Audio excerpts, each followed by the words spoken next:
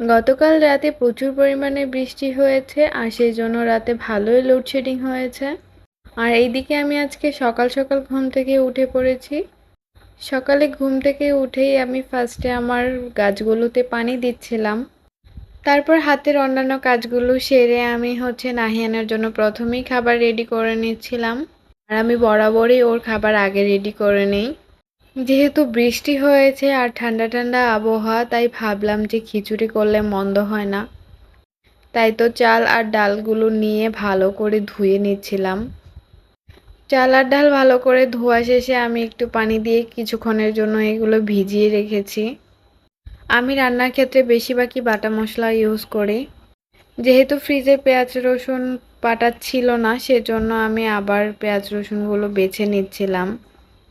আমার কাছে পেঁয়াজ কাটাও একদম বিরক্ত লাগে, কারণ পেঁয়াজ কাটার সময় চোখ প্রচুর জ্বালা করে, চোখ দিয়ে পানি আসে। যাই হোক, এদিকে আমি পেঁয়াজ রসুন ভালো করে ছিলে নিচ্ছিলাম। আর ঠান্ডা ঠান্ডা আবহাওয়াতে কিন্তু কাজ করতে ভালোই লাগে। গরমের মধ্যে কাজ করাই একটু বিরক্তিকর। আমি কিন্তু খুব অলস প্রকৃতির একটা লোক, কিন্তু ইদানিং আমি একটু বেশি কাজ করতেছি।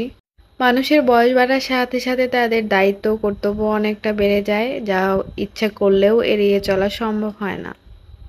পেঁয়াজ রসুন ছোলার পর এগুলো আমি ব্লেন্ড করে নিয়েছি, আর তারপর সকালের জন্য আমি খিচুড়ি বসিয়ে দিয়েছিলাম। অন্যান্য রান্না আমার যেমনই হোক, মোটামুটি খিচুড়িটা ভালোই রান্না করতে পারি। আর এদিকে দেখতে দেখতে আমার খিচুড়িটা হয়েও গিয়েছে।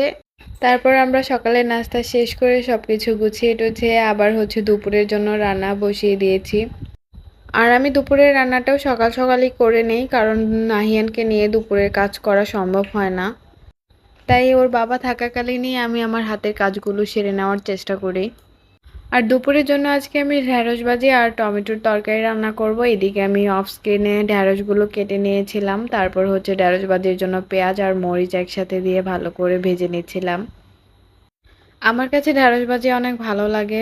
তোমাদের কার কার কাছে ঢ্যাঁড়স ভাজি ভালো লাগে কমেন্টে জানাতে পারো। আর এদিকে ভাজি হয়ে যাওয়ার পর আমি তরকারির জন্য মাছ ভেজে নিচ্ছিলাম।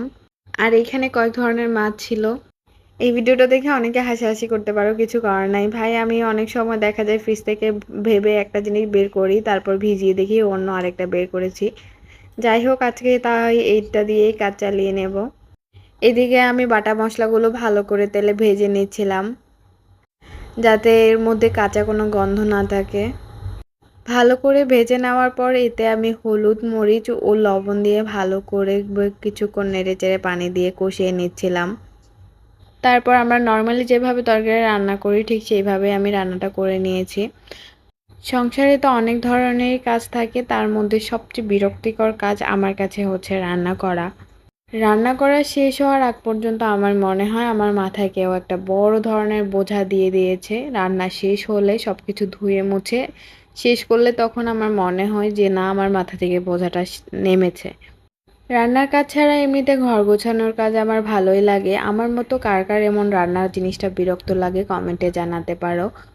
বিরক্ত লাগলেও কিছু করার নেই, প্রতিনিয়ত আমাদের এই রান্নার কাজটা করতেই হবে।